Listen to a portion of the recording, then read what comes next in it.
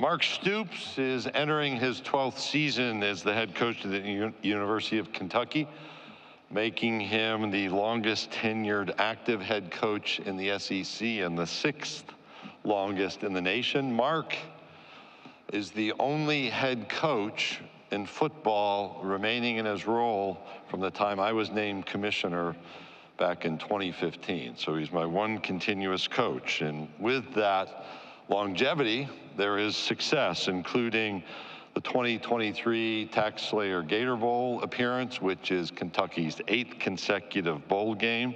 It's a school record, all of those occurring under Mark's leadership. It's the 3rd longest active streak of bowl appearances in the Southeastern Conference, behind only Georgia and Alabama, and the 8th longest bowl appearance string in the nation. Mark was raised in Youngstown, Ohio. We have 3 of the 4 Stoops brothers under the SEC heading now, with Bob at Oklahoma and his friend of the program role, and given his longevity there. But Mike is on staff with Mark. Some of you may know that Mark, and I think I mentioned this last year, is an investor in a bourbon company in Kentucky called RD1 Spirits. They're building a distillery, a brand new distillery and tourism center in Lexington. And if you're in Lexington at any time of the year, once it's open, you have an invitation from Mark to stop by. No free bourbon though, but you have an invitation to stop by. So it's my privilege to introduce to you the University of Kentucky head football coach, Mark Stoops.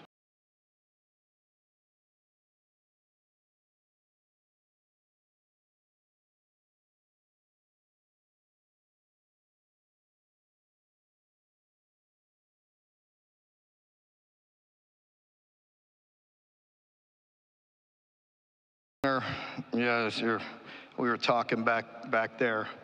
He and I have been around a long time. You know, before Commissioner Sankey was in charge, he was the assistant and worked with us, and we spent a lot of time together. And as always, just greatly appreciate Greg, what he does. You know, the unstable environment of college sports, and there's nobody better than him, and the steady hand that he has. And he's just been solid as a rock for a long time. Hard to imagine. This is my 12th. So been very blessed, very fortunate to be here. Great to be in Texas. Appreciate the plug on the bourbon. We're actually selling it here in Texas, and it's doing very well. So thank you to all you Texans that are buying RD1 Spirits. We appreciate it. But, you know, again, you know, I'm very familiar with Texas, recruited here for a lot of years. Good to be back, obviously, with Oklahoma and Texas joining our great conference. Just makes it that much stronger.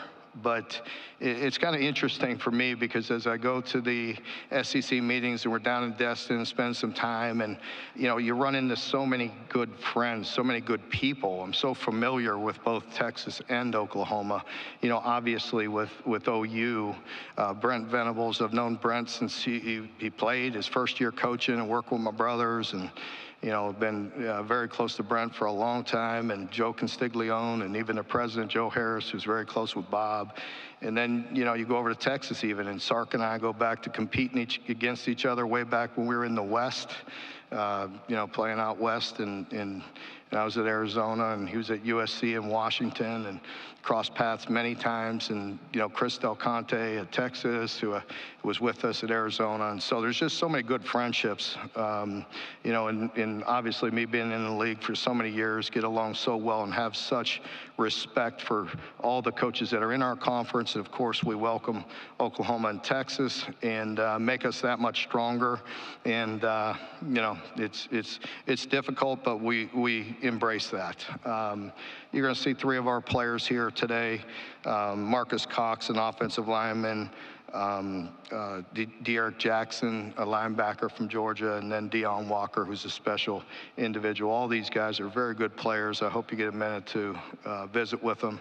Unique stories, great leaders, great people, and you know, I'm very excited for them to be here and experience this, you know, wonderful event. Wouldn't be SEC media days if I didn't have to talk about a new offensive coordinator. So, yeah, those of you, you know that, Bob, right? You know, I'm very excited about Bush Hammond.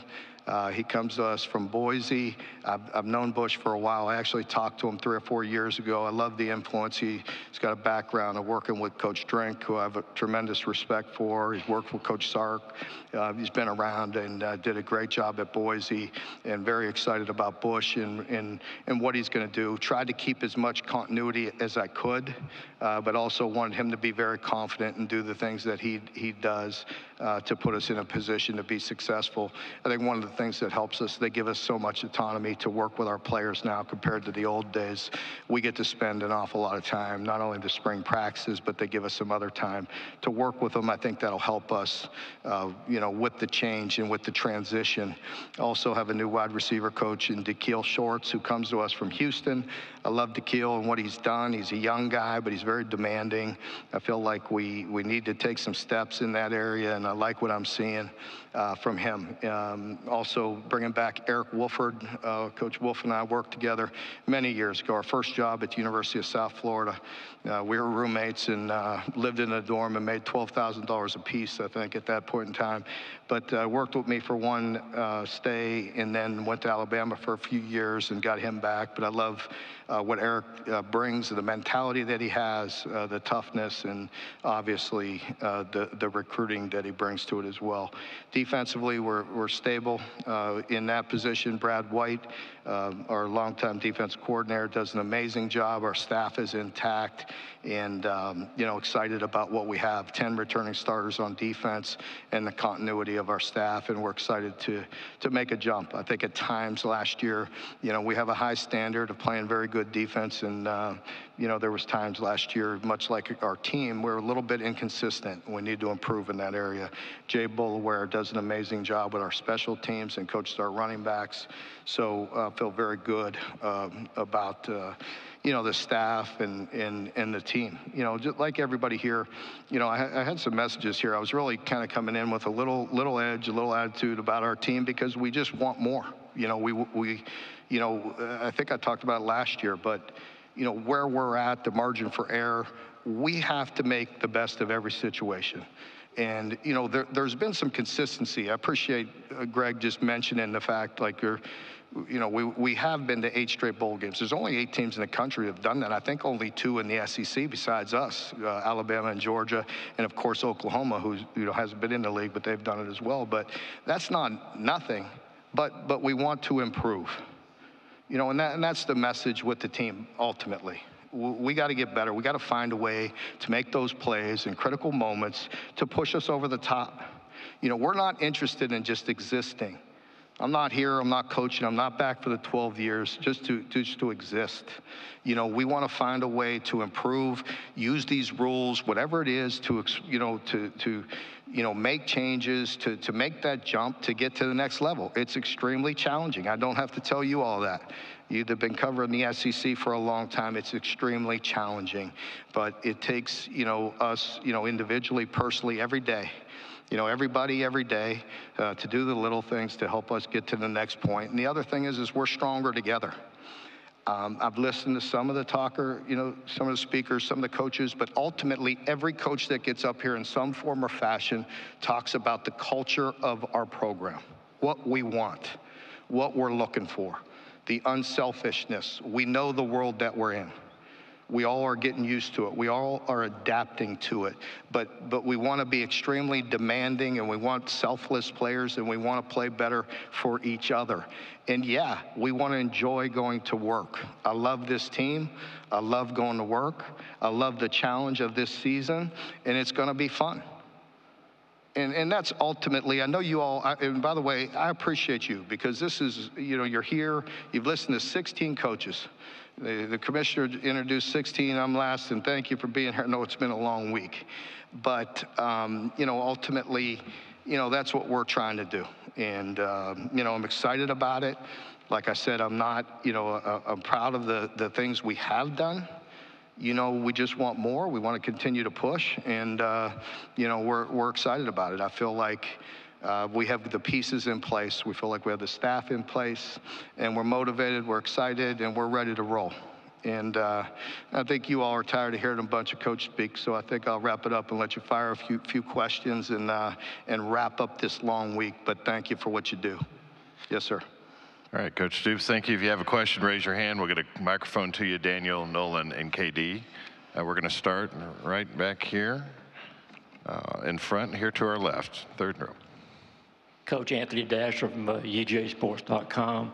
Just kind of wondering, what do you continue to learn about Brock Vandergriff, how he's adjusted so far, and knowing he's such an avid fisherman, has he found any good spots around Lakeington yet? Yeah, he definitely could catch some fish, that's for sure. That was a big part of the recruiting pitch.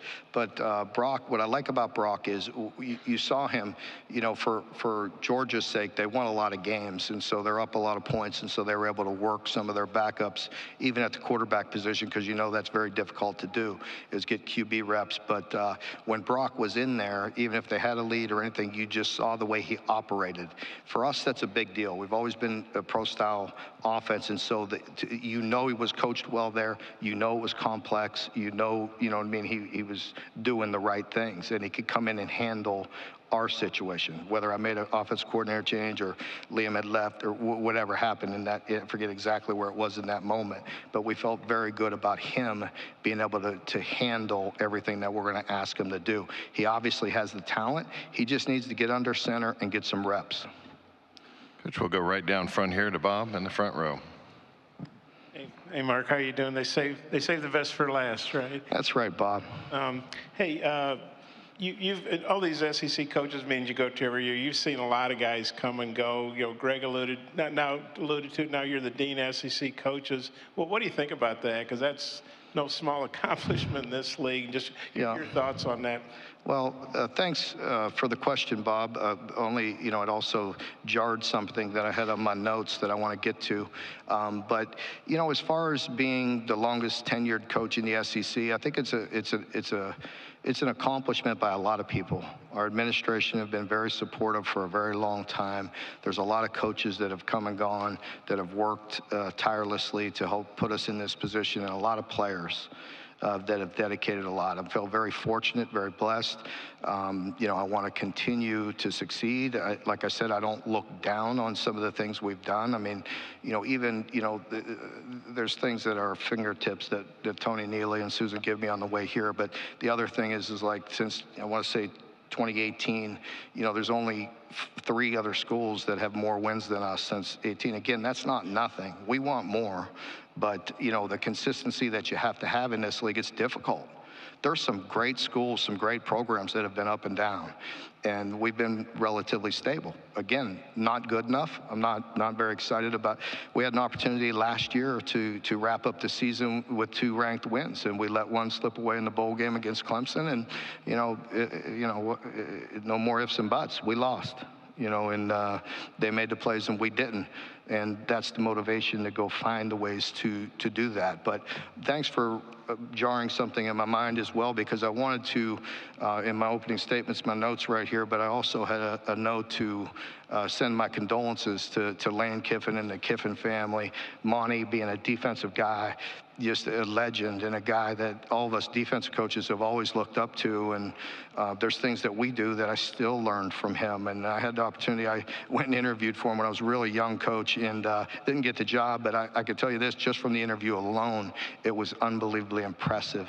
The detail, what he did, and how, he took you on the grass, and we worked out and did things. he was an amazing man, and a great experience for me just to go through an interview. It was one of the only interviews I went through and didn't get. But he's just an incredible person, and my condolences to Lane.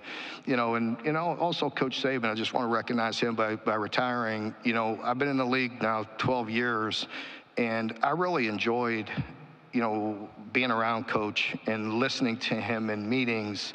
And, you know, a lot of people ask me, you know what he's like, or thinking that he's overbearing or demanding in there. I mean, don't get me wrong, Coach is passionate at times, but always it was never about self-interest. To me, he always was worried about the college football.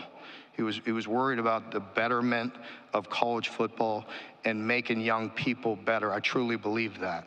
And listening to him and the arguments, debates that we've had for 12 years, and just, the knowledge that he brought and still brings, people need to listen to, because, he's, one of a kind in what he's done, and congratulations to him for retiring and still being around it.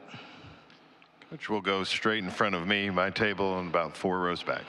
Hi, Travis Brown, KBTX.com.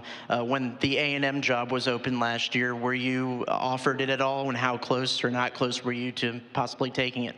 Yeah, I was pursued pretty aggressively by them, and we'll just leave it at that out of respect for everybody involved. There's a lot of people, over the years, and a lot of interactions between people, but it was very brief. I was pursued. I had a job to do, and I take great pride in, there's only another stat that Tony gave me on the way here, but there's only been 19 coaches in the history of the SEC that have been 12 years at their institution. I'm proud to be a member of that group. I've been grinding at Kentucky for a long time, and very proud of that, and want to continue to do that. And again, we want more, but that's not nothing. The SEC's been around a long time with a lot of very good football coaches. Coach, we'll go in the section just to your right, about on the aisle. Drew. Yes, Drew DeArmond, WZZN Radio, Huntsville, Alabama. Coach Stoops, I wanted to ask you about bringing Coach Shorts in from Houston, and Barry Brown, who's I saw in high school an electric talent. He's done a great job as a kickoff returner for you, but been a little inconsistent as a receiver as you hired him. What are you guys looking to do to improve Barry's game? Yeah, as I mentioned in my opening statement, very impressed with Tequil. Brought him in from Houston. Obviously he worked with Dana there, so he was taught really well. And he's done a very good job. I think with Barryon, Barryon knows he's a special talent and can do a lot of amazing things with the ball in his hand. He's worked really hard to become a more complete player. And really, I really appreciate the grind that he's going through, because he knows there's just a lot of little details and a lot of things he's got to focus on. He's been so talented that he's always relied on that, and he's been much more consistent and working really hard, and I'm looking forward to seeing how it translates to the field. Coach, we're going to go over to our left-hand side on this near aisle. Mark Nick Roush, KSR. The SEC has really steered into the offensive gurus, if you will, for head coaches since you started your time here. 12 of the 16 coaches are former offense coordinators, play callers, quarterbacks coaches. What are the challenges of being a defensive guy in a league that is so clearly running and chasing after that offense? Yeah, I think it's challenging, in this league and in any league, as a defensive head coach or a defensive coordinator in general.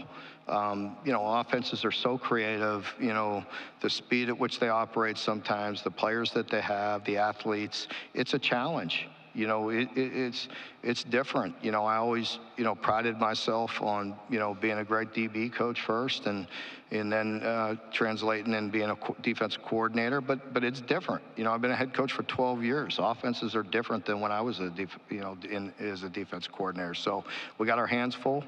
There's a lot going on, a lot of misdirection, a lot of skill, and it's a great challenge. And so I don't know if I give you a direct answer on that, but we're trying. We're grinding away and trying to be the best. I think obviously Coach Saban left a pretty good example, and Kirby's not doing too bad either. Coach, we'll go back over the section to the right in the center. Coach, Emily Grace McWhorter from the next round. Due to the injuries on your defensive line, have you seen any younger guys step up to fill those voids in a leadership role? Yeah, we're going to have to. You know, we really felt really good about the depth of our defensive line. It took a little hit in spring, and you know, even at one position in Josiah Hayes and Tavion Gadsden was a young guy that we were really hopeful for. You know, looking forward to seeing him. And both of them took an injury in the spring. We'll see when they get back. But we feel like we have some depth, and some guys are stepping up and working hard. And you know, it's pretty good to anchor it with big number 0 with Dion in there. So yeah, we feel like we'll be all right. Okay, we'll go down the center aisle. John. Hey, Mark, John Hoover, Sooners on SI. Wonder if you could elaborate a little bit on your relationship with Brent and maybe some similarities you've seen as his coaching career has evolved between him and Bob and him and Mike as well. Yeah, I think, you know, Brent, you know, we've obviously, I think, you know, I saw something the other day where he was talking about, it was on the Sooner Insider or one of those things on the SEC network. But, you know, Brent was, you know, almost like I don't want to say a brother or cousin or whatever, but he was very close to the Stoops family for sure, Bob and Mike. And, you know, he played at Kansas State with Bob and then watched him get into the profession. And both Bob and Mike had a lot of confidence in him and gave him some opportunities in coaching early because he earned them and they believed in him. And obviously he's produced.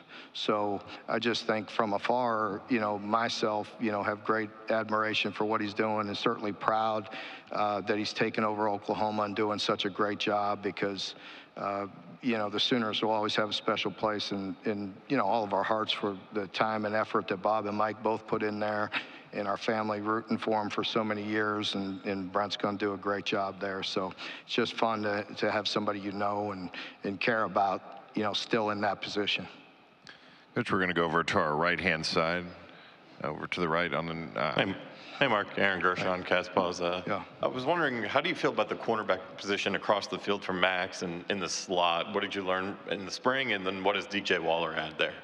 Yeah, DJ Waller, you know, is a guy transfer from Michigan. I like DJ. He's great length. You know, we need some size back in our secondary, and you know, JQ, you know, is getting better. Nasir, you know, corner, I feel like, you know, could make a big jump this year as well. And Jansen Dunn is another guy that's, you know, he's done some good things at nickel. We feel like he's making some progress, can play corner. Of course, Maxwell, we think the world of him. He's a difference maker. He's an elite player, a guy that'll play on Sundays.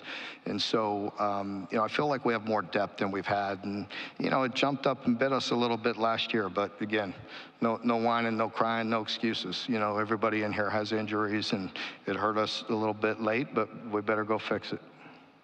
Coach, we'll go right back up front here to Bob in the front row. Mark, we actually add a two-part. Before I forget, do you mind sharing which job you interviewed with Monty Kiffin for? Was it with the Bucks? Or? With Monty? Yes. Yeah, it was with the Bucks. Okay. When Coach Gruden was there. And then I think if I got this right, you got 9 stars back on defense. In this day and age of the portal, that's pretty rare.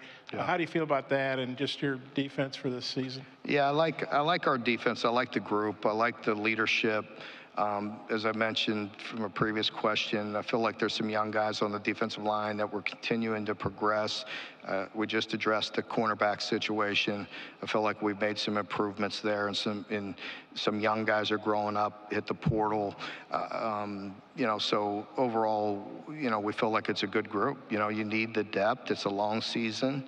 And you need some impact players, you know, and we have some experience, you know, with JJ coming back up front, and Dion and